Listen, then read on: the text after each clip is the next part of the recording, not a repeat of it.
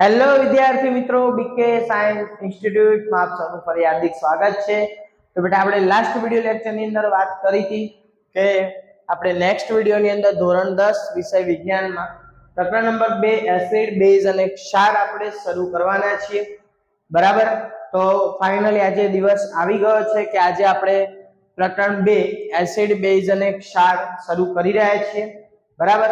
તો ફટાફટ વિડિયો શરૂ કરતા પહેલા બેટા તમે બધા જ નોટ પેન લઈને બેસી જાઓ, બરાબર। ઘણી બધી ઇમ્પોર્ટન્ટ નોટ્સ હશે જે તમારે લખવાની થશે, બરાબર। તો મારી સાથે સાથે તમે પણ લખતા જજો કે જેથી તમને બધું જ આવડી જાય, ઓકે।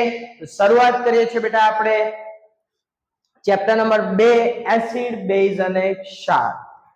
હવે ચેપ્ટર બેટા શરૂ કરતા પહેલા ચેપ્ટરની અંદર આપણે કેટલા ટોપિક કવર કરવાના છે એ સૌથી પહેલા આપણને ખબર હોવી જોઈએ, બરાબર।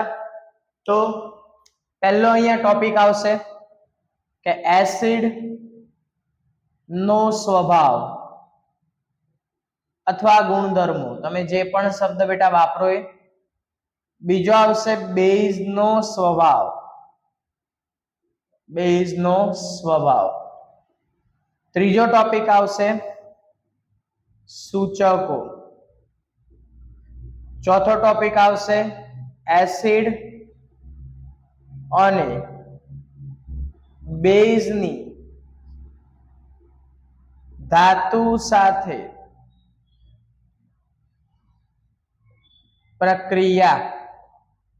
પાંચમો ટોપિક આવશે પીએચ માપક્રમ। પછી છઠ્ઠો ટોપિક આપણે લઈશું તટસ્થીકરણ,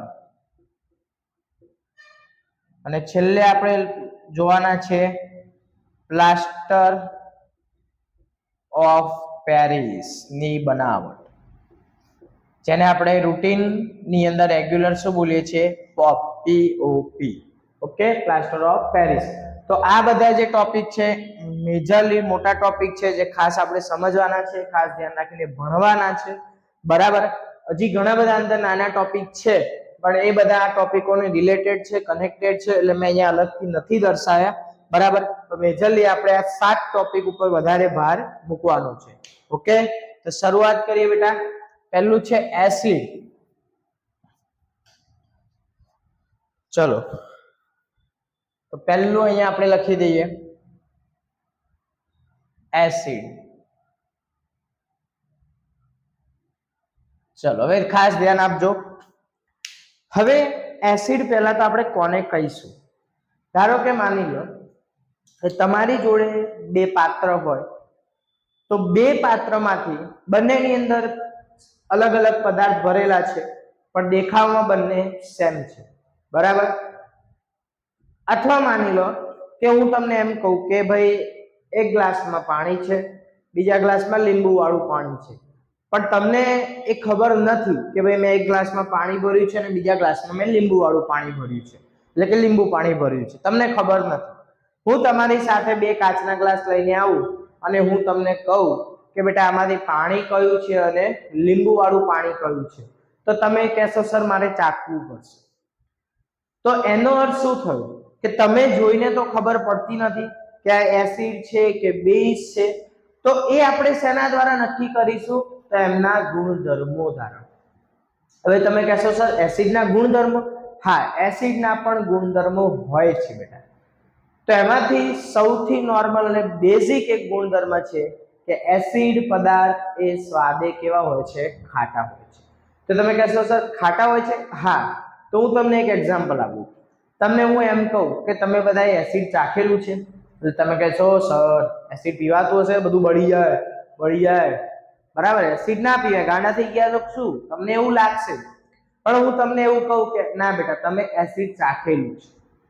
મંચુરિયન ચાઇનીઝ આપણે મસ્ત મજાની આમ ખાવા ગયા હોય, પેલો ભાઈ આમ મસ્ત આમ તવો નાખીને હલાવતો હોય, બરાબર।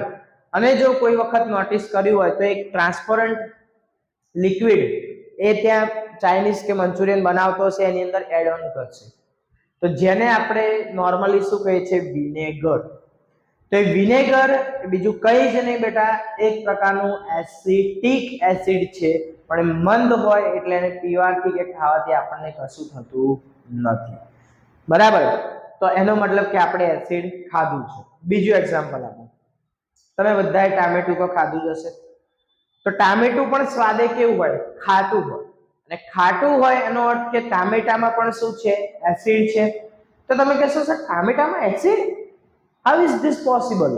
હા તો હોય જ ભાઈ, જે ખાટું હોય બધા એસિડ જ એવું માની લો. તો સર એમાં કયો એસિડ હોય? તો ભાઈ ટામેટામાં હોય ઓક્ઝેલિક એસિડ. કયો હોય? Oxalic acid.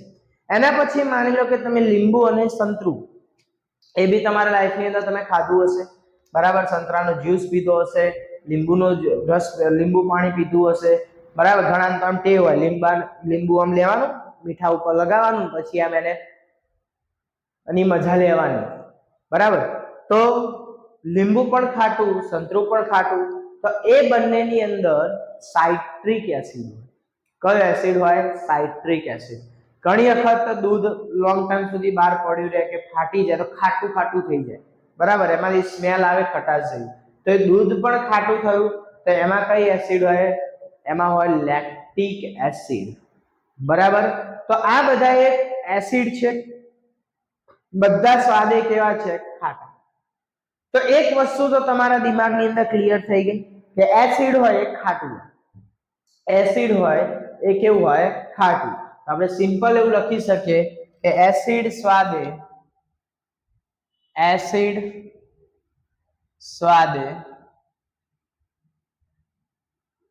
ખાટા હોય છે.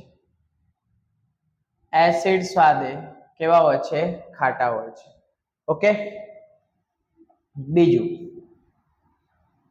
હવે માની લો કે આપણે દરેક એસિડ આમ ટેસ્ટ કરીને તો આપણે નક્કી નહીં કરી શકવાના, બરાબર? કોઈ એસિડ કોન્સન્ટ્રેટ આવી જાય, સાંદ્ર આવી જાય તો આપણી જીભની બેન્ડ બજાઈ જાય, બરાબર? તો હવે એને બીજી ઘણી બધી રીતો છે કે જેના આધારે આપણે પદાર્થ એસિડ છે કે બેઝ અને ઓળખી શકીએ. તો પહેલું છે લિટમસ પેપર. તો એસિડ, હવે ઘણા બધાને છે ને એમ કન્ફ્યુઝન થાય કે લિટમસ પેપર એ બે કલરના આવે, એક ભૂરા કલરનું આવે અને એક લાલ કલરનું આવે, બરાબર? તો હું તમને એક મસ્ત યાદ રાખવાની ટ્રીક શીખવાડું, ખાસ ધ્યાન આપજો બેટા. ઘણા બધા વિદ્યાર્થી કન્ફ્યુઝ થઈ જાય કે સર એસિડ લાલ ભૂરું કરે કે ભૂરું લાલ કરે, પછી બેઝ તો લાલ ભૂરું ભૂરું લાલ, કન્ફ્યુઝ થઈ જાય, બરાબર? સિમ્પલ એટલું યાદ રાખો કે એસિડ એ કેવો પદાર્થ છે? તો એસિડ એ જ્વલનશીલ છે, અને કોઈ પણ વસ્તુને આપણે ગરમ કરીએ, જ્વલન એટલે કે બાળીએ, તો એ કેવા કલરની થાય? લાલ કલરની થાય. તમે લોખંડનો કોઈ સળિયો હોય એને બરાબર ગરમ કરો, એ મેલ્ટ થઈ જશે, ઓગળી જશે, પણ કયા કલરમાં? લાલ કલર, એકદમ ઘેરો ચટ્ટાળ લાલ કલર થઈ જશે. તો એનો સિમ્પલ એટલું યાદ રાખો કે એસિડનું કામ છે બાળવાનું, એકદમ જ્વલનશીલ પદાર્થ છે એસિડ, બરાબર? તો એસિડ બાળતો હોય, જ્વલનશીલ પદાર્થ હોય, તો એનો મતલબ એ ભૂરા લિટમસને કેવું બનાવે? લાલ બનાવે. કેવું બનાવે? લાલ બનાવે. સિમ્પલ એટલું યાદ રાખો કે એસિડ પદાર્થ ભૂરા લિટમસ પેપરને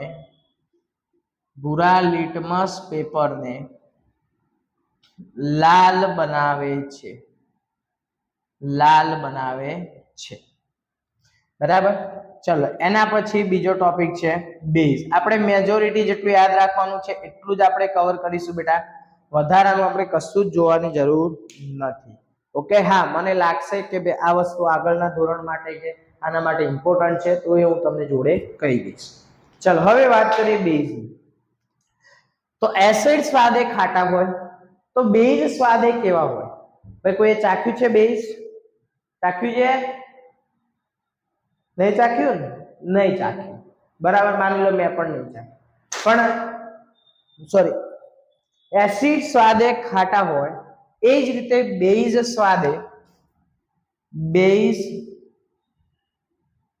સ્વાદે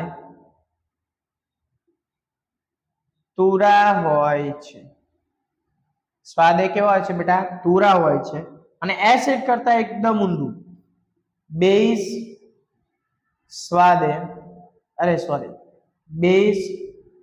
લાલ લિટમસ પેપરને ભૂરા બનાવે છે. ભૂરા એટલે બ્લુ બનાવે છે. સિમ્પલ યાદ રાખો, એસિડ સ્વાદે ખાટા હોય છે, એસિડ પદાર્થ ભૂરા લિટમસ પેપરને લાલ બનાવે છે. બેઝ સ્વાદે તુરા હોય છે, બેઝ લાલ લિટમસ પેપરને કેવા બનાવે છે? ભૂરા બનાવે. બસ આટલું આપણે ખાસ યાદ રાખવાનું છે. એના પછી આવે છે સૂચકો. હા, એક વસ્તુ લખવી તો લખી શકાય કે એસિડ પદાર્થ ધાતુ સાથે પ્રક્રિયા કરી ડાયહાઇડ્રોજન વાયુ ઉત્પન્ન કરે છે, જ્યારે બેઝ એ ધાતુ સાથે પ્રક્રિયા કરી ક્ષાર અને પાણી ઉત્પન્ન કરે છે. પણ એ જ્યારે બેટા હું તમને ધાતુ સાથેની પ્રક્રિયાને જે ટોપિક આવશે એના જે પ્રશ્નો આવશે કે ભાઈ એસિડની સોડિયમ કાર્બોનેટ સાથે પ્રક્રિયા, એસિડની સોડિયમ બાયકાર્બોનેટ સાથે પ્રક્રિયા, ત્યારે હું તમને બધા જ કમ્પ્લીટ એકદમ ઇક્વેશન શીખવાડી દઈશ. બરાબર, આપણે હાલ ઇન્ટ્રોડક્શનમાં નવી વસ્તુ કવર કરીએ. ખાલી હા ગુણધર્મો કેવો હોય તો કહી શકાય કે ભાઈ એસિડ ધાતુ સાથે પ્રક્રિયા ઉત્પન્ન કરી હાઇડ્રોજન વાયુ ઉત્પન્ન કરે છે અને બેઝ ધાતુ સાથે પ્રક્રિયા કરી ક્ષાર અને પાણી ઉત્પન્ન કરે છે. પણ હું એટલા માટે અત્યારે નથી કહેતો કે એસિડ એ H+ આયનની હાજરી દર્શાવે છે અથવા H+ આયનની હાજરી દર્શાવતા તમામે તમામ સંયોજન અથવા કમ્પાઉન્ડને આપણે શું કહેવાય? એસિડ કહેવાય. પણ એ કેમ કહેવાય, કેવી રીતે ડાયહાઇડ્રોજન વાયુ ઉત્પન્ન થાય, એ બધું આપણે step by step topic wise સમજવાનું છે. બરાબર, એટલા માટે અહીંયા હું એ વાત કરતો નથી. ઓકે, કોઈને પણ ક્વેરી હોય તો મને કોમેન્ટમાં જણાવી દેવી, અને ક્વેરી હોય કે ના હોય એક કામ કરી દો, ચેનલને સબસ્ક્રાઇબ. બરાબર, ચલો તો આગળ જોઈએ. આના પછીનો ટોપિક છે સૂચકો. સૂચકો. હવે સૂચકો એટલે સિમ્પલ યાદ રાખો, મતલબ આપણે એકદમ એનો મતલબ જ તમને કહી દઉં. સૂચક એટલે સૂચવવું, સૂચવવું અથવા દર્શાવવું. ઓહો સર, તમે તો જોરદાર લઈ આવ્યા, સૂચક પરથી જ મતલબ કાઢી દીધો. જુઓ, સૂચકો કોને કહેવાય? જે સૂચવે અથવા દર્શાવે. શું સૂચવે? તો સૂચકો અથવા આપણે ચલો એની વ્યાખ્યા આ રીતે બનાવી દઈએ કે જે પદાર્થો એસિડ અને બેઝ ની ઓળખ આપે છે તેવા પદાર્થોને સૂચકો કહે છે. મતલબ મેં તમને હમણાં પહેલા જ વાત કરી કે મેં બે પાત્ર લીધા છે, બંનેની અંદર સેમ દ્રાવણ ભરેલું છે, પણ કયું એસિડ છે કે કયું બેઝ છે મને ખબર નથી. તો બધા એસિડ કે બધા બેઝ તો કઈ ચાખીને આપણે નક્કી કરી ના શકીએ. બરાબર, તો એના માટે શેનો ઉપયોગ થાય? સૂચકો. એટલે કે જે પદાર્થ વડે આપણે પદાર્થ એસિડ છે કે બેઝ એની ઓળખ કરી શકીએ એ તમામે તમામ પદાર્થો આપણા માટે શું છે? સૂચકો. ઓકે, ચલો, સૂચકોમાં બે પ્રકાર આવે છે. સૂચકો બે પ્રકારના હોય છે. એક છે કુદરતી સૂચકો અને બીજું છે માનવ સર્જિત સૂચકો, જેને આપણે બનાવ્યા. અને જે કુદરતી સૂચકો છે આપણને કુદરતમાંથી સીધા મળી આવે છે. ડેફિનેશન લખવાની જરૂર નથી. ડેફિનેશન લખો તો એવું લખી શકાય કે જે સૂચકો આપણને કુદરતમાંથી મળી આવે છે બધા કુદરતી સૂચકો છે. જે બધા માનવ દ્વારા અસ્તિત્વમાં આવ્યા છે, એટલે કે આપણે મનુષ્યએ જે બનાવ્યા છે એ બધા કયા છે? માનવ સર્જિત સૂચકો છે. તો કુદરતી સૂચકોમાં કયા કયા આવે? હળદર આવે બેટા. આપણે જે લિટમસ પેપરની વાત કરીએ છીએ, લિટમસ પેપર એ વનસ્પતિમાંથી આપણને પ્રાપ્ત થાય છે, એટલે એ પણ એક કુદરતી સૂચક છે. એમ તો બીજા બધા ઘણા બધા આવે છે, પણ એટલા બધા આપણે જોવાની હમણાં કોઈ જરૂર નથી. માનવ સર્જિત સૂચકોની અંદર ફિનોલ્ફથેલિન અને બીજું આવે છે methyl orange. Methyl orange. Okay, આ તમે જ્યારે 11મા ની અંદર જશો તો તમને સ્કૂલની અંદર તમારી શાળાની અંદર તમને લેબમાં લઈ જતા હશે પ્રેક્ટિકલ માટે, તો તમને મિથાઇલ ઓરેન્જ અને ફિનોલ્ફથેલિન તમને બતાવશે. નાની નાની આટલી બોટલો આવે છે. બરાબર, જે તમારે દ્રાવણની અંદર એસિડ કે બેઝ ની ચકાસણી કરવાની હોય, એમાં 3 કે 4 ડ્રોપ એના ઉમેરવાના હોય છે. પછી તમે ઉપરથી બેઝ કે એસિડ જે પદાર્થ હોય નાખો, બરાબર, અને કલર બદલાય તો એસિડ છે કે બેઝ એવું નક્કી થાય. ઓકે, તો આપણે બહુ ડીપમાં નહીં ઉતરીએ, બસ ખાલી આટલું ધ્યાન રાખીશું. એસિડ સ્વાદે ખાટા હોય છે. એસિડ પદાર્થ ભૂરા લિટમસ પેપરને લાલ બનાવે છે. બેઝ તો બેઝ સ્વાદે તુરા હોય છે.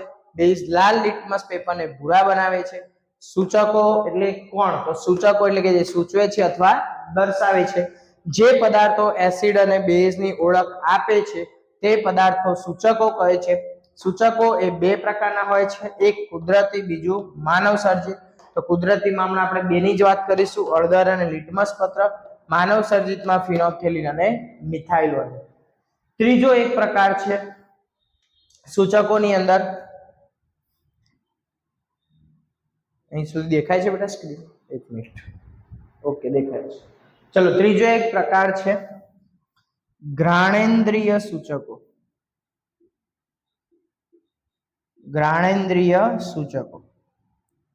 હવે તમે કહેશો સર ઘ્રાણેન્દ્રિય સૂચકો? હા બેટા, ઘ્રાણેન્દ્રિય સૂચકો કોને કહેવાય? તો ઘણા બધા પદાર્થ એટલે કે એસિડ અને બેઝ એવા છે કે જે એમના એસિડિક અને બેઝ અવસ્થાની અંદર એમની જે સ્મેલ હોય એ સ્મેલ બદલાઈ જાય, વાસ બદલાઈ જાય. બરાબર? તો હવે એમને ઓળખવા કેવી રીતે? હવે બદલાઈ ગયા છે, બગડી ગયું છે, ધારો કે મારી કોઈ પદાર્થ છે કે કોઈ સોરી પદાર્થ છે જે બગડી ગયો છે અને એસિડ કે બેઝ માધ્યમમાં ફેરવાઈ ગયું છે. હવે એસિડ કે બેઝ માધ્યમમાં ફેરવાઈ જાય તો હવે આપણે એને ચાખીને તો ચેક કરવાના નથી, તો એના માટે એને સ્મેલ કરવામાં આવે, સૂંઘવામાં આવે. તો જે બધા જ એવા એસિડ કે બેઝ છે કે જેને આપણે સ્મેલ વડે ઓળખી શકીએ તો એ બધા કયા કહેવાય? ઘ્રાણેન્દ્રિય સૂચકો. બસ આટલું યાદ રાખવાનું છે.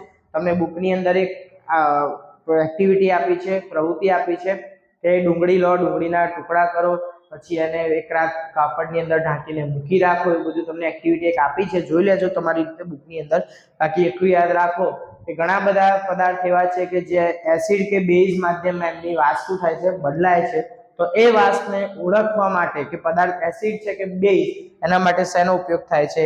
ઘ્રાણેન્દ્રિય સૂચકો. બરાબર? મેજોરિટી હમણાં આટલું આપણે યાદ રાખીશું. બરાબર? ચલો, તો આજનો વિડીયો બેટા ચેપ્ટર નંબર 2 નો આપણે અહીં સુધી રાખીએ છીએ. આપણે એસિડ, બેઝ, સૂચક અને ઘ્રાણેન્દ્રિય સૂચક સુધીની વાત કરેલી છે. બરાબર? હવે નેક્સ્ટ વિડીયોની અંદર આપણે એસિડની ધાતુ સાથે કે બેઝ સાથે પ્રક્રિયાની વાત કરવાના છીએ. બરાબર? તમને બહુ મજા આવશે બેટા. ચેનલને સબસ્ક્રાઇબ ના કરી તો ચોક્કસથી સબસ્ક્રાઇબ કરી દો. બરાબર? તો મળીએ છીએ આપણે નવા વિડીયોમાં નવા ટોપિક સાથે. ત્યાં સુધી બધાને Tata, bye bye, C you.